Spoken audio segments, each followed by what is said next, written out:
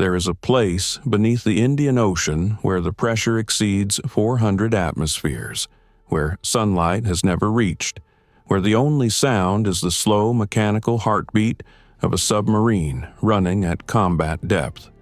It is a place that does not exist on any public chart. A corridor of black water carved between Sri Lanka and the Maldivian archipelago, a stretch of sea that naval strategists call the Southern Approach Corridor. It is not a famous body of water. There are no headlines written about it.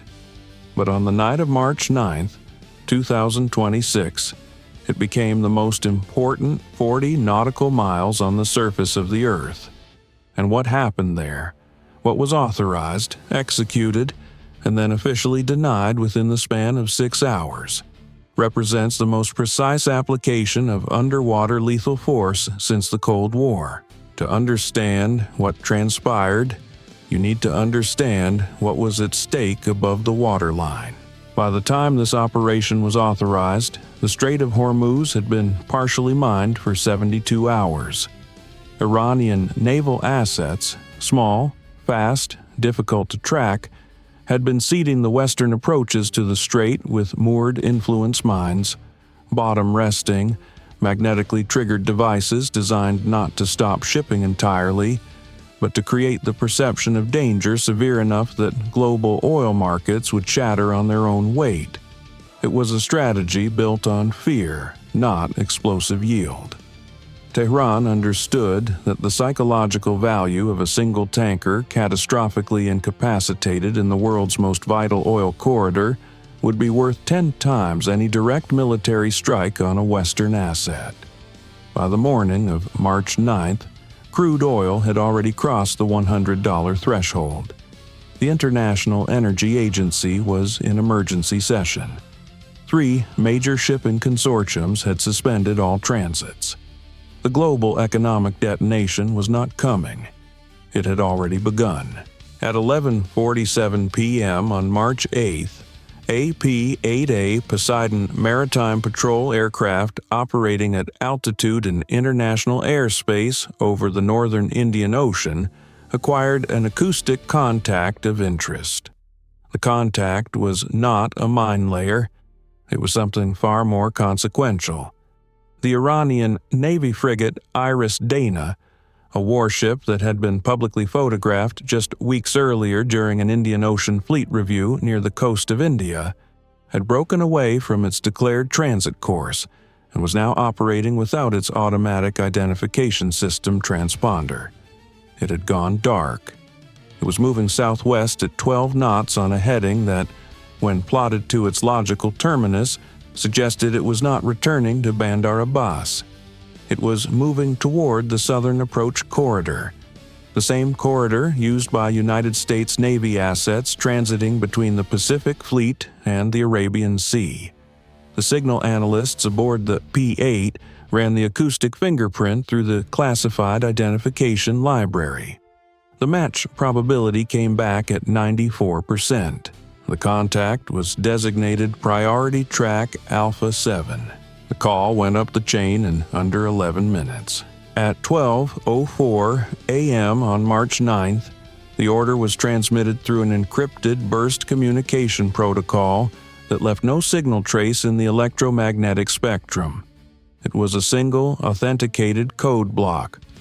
4 characters that, when decrypted aboard a Virginia-class fast attack submarine, running silent at combat depth 60 nautical miles south-southwest of Gala, Sri Lanka, translated into one of the rarest and most consequential commands the United States Navy can issue: prosecute and engage. The submarine had been in position for 9 days. She had been assigned to the Southern Approach Corridor as part of a classified force posture adjustment that had begun in the final week of February, when the first intelligence indicators suggested that Iranian surface combatants might attempt to interdict U.S. resupply lines through the southern Indian Ocean. The crew had run at ultra-quiet for the duration of the deployment, reduced propulsion, minimum crew movement, all non-essential systems in standby. The atmosphere inside the pressure hull had taken on the particular quality that experienced submariners recognize. The faint smell of recycled air mixing with the metallic undertone of cold seawater pressed against steel.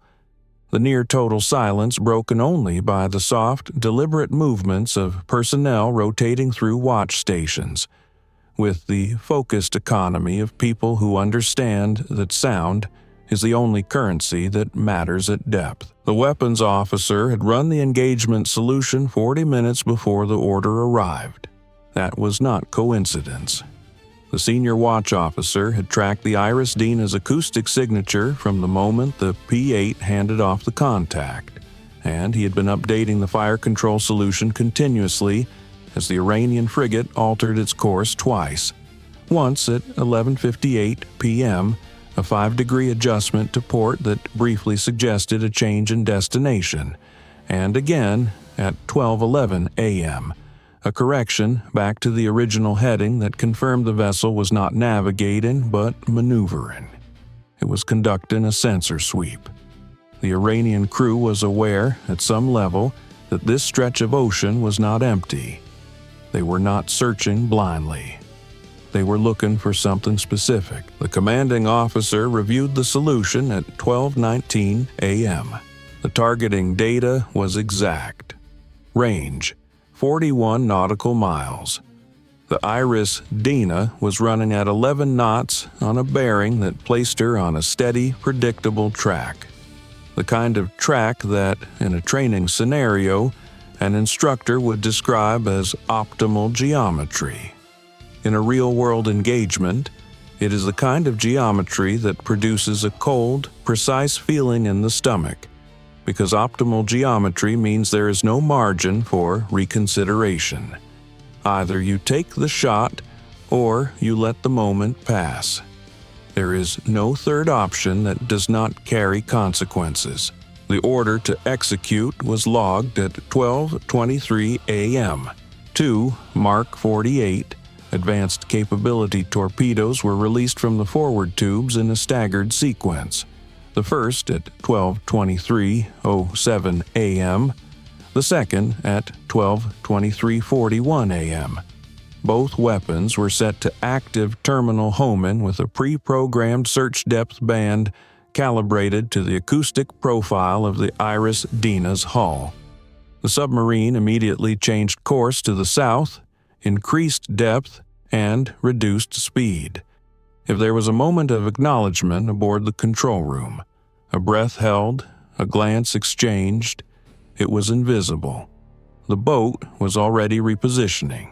The Mark 48S covered the intervening distance in approximately 21 minutes.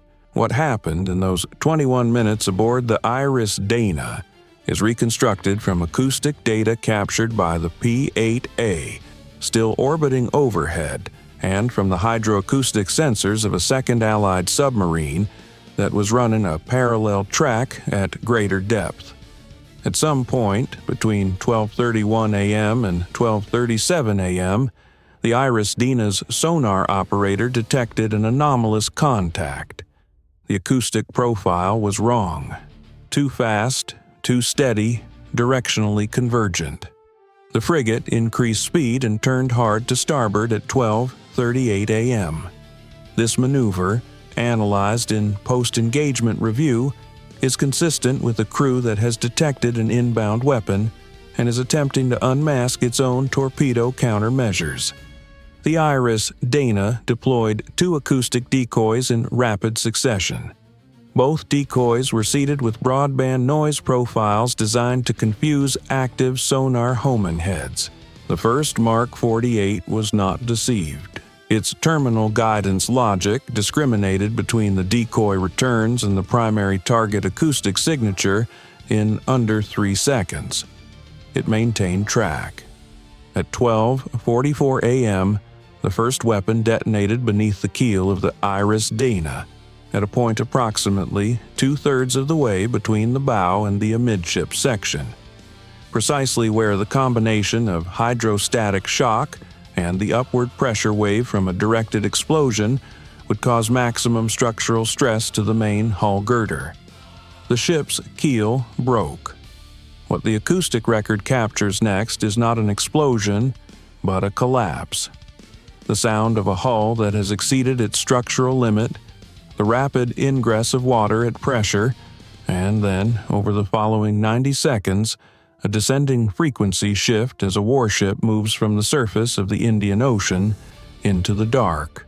The second torpedo detonated against wreckage. Its presence in the post-engagement record is a matter of doctrine, not desperation. The two-weapon solution had been pre-planned to ensure mission completion against a maneuvering surface combatant. In the event, it was redundant. But redundancy, in this profession, is not waste. It is the baseline difference between a confirmed result and an ambiguous one. The commanding officer logged the mission as complete at 12:47 a.m. He then faced the complication that no pre-mission brief had fully anticipated.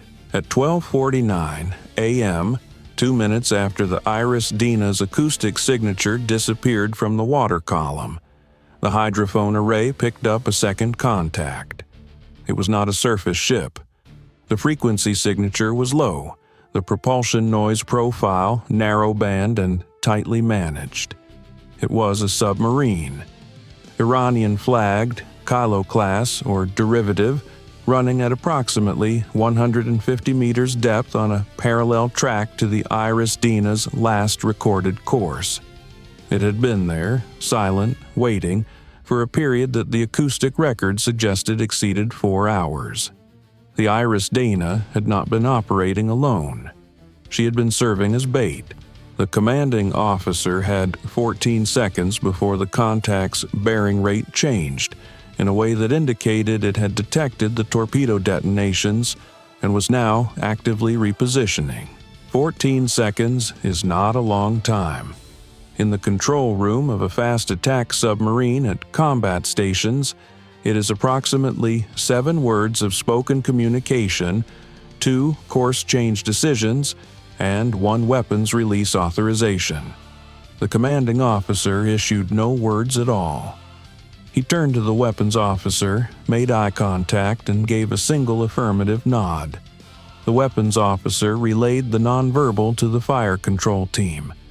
A third Mark 48 was released at 12:14 a.m. on a snapshot bearing. Not a fully optimized fire control solution, but a geometry close enough to prosecute a contact that had not yet had time to accelerate to evasion speed. The Iranian submarine had approximately 4 minutes and 30 seconds of warning. It used that time with competence. The contact accelerated hard, changed depth twice, and released a series of countermeasures that created an acoustic clutter field broad enough to challenge the homing head of any standard torpedo. For 2 minutes and 11 seconds, the fire control team lost positive discrimination on the primary contact. The tracking coordinator reported loss of track at 12:52:25 a.m. The control room went to absolute silence. The commanding officer stood at the periscope stand with his hands flat on the control console, weight forward, watching the acoustic display. His breathing, measured by the microphone record of the submarine's internal intercom system that was active throughout the engagement, remained at 11 breaths per minute. Clinical. Deliberate. The breathing of a man who understands that the next 60 seconds will determine whether his crew comes home. At 12:53:41 a.m., the Iranian submarine made a turn that the tracking coordinator later described as a thermal layer crossing attempt, an effort to use the temperature gradient between water masses to deflect the pursuing weapon. It was the correct tactical choice. It almost worked.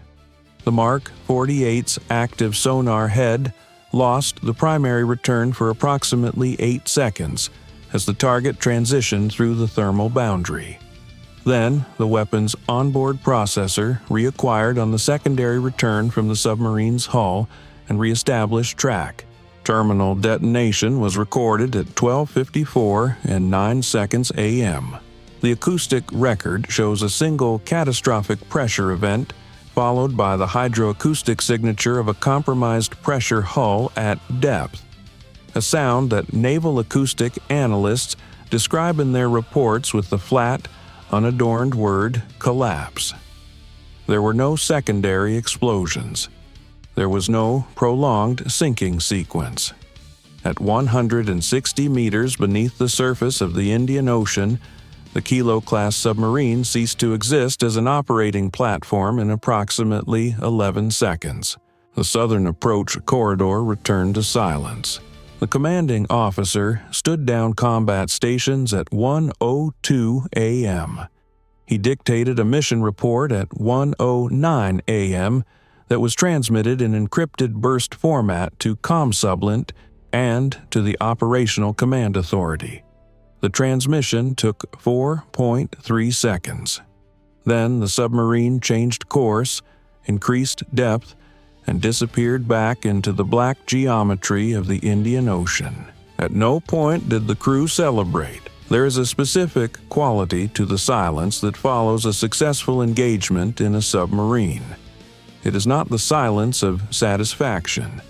It is the silence of people who understand what they have done, who understand that the acoustic signatures they have just added to the classified record represent the final moments of crews who trained for the same profession, who drilled against the same threat scenarios, who went to sea in the same darkness and accepted the same pressure against their hulls. The Iranian sailors aboard the IRIS Dena and the Kilo-class submarine were not abstractions. They were professionals. The fact that they were operating under orders that placed them in opposition to American strategic interests does not change what they were. The control room of a submarine in the immediate aftermath of a successful engagement has a particular weight. The experienced submariners do not speak about it to civilians. They do not speak about it to each other. It simply resides in the space between the equipment racks and the instrument panels, in the recycled air and the cold steel, and it goes home with the crew when the deployment ends. The official position of the United States Navy, when the question was raised at a Pentagon press briefing 4 days later, was that U.S. naval forces had conducted operations in the Indian Ocean consistent with their authorized mission to defend freedom of navigation.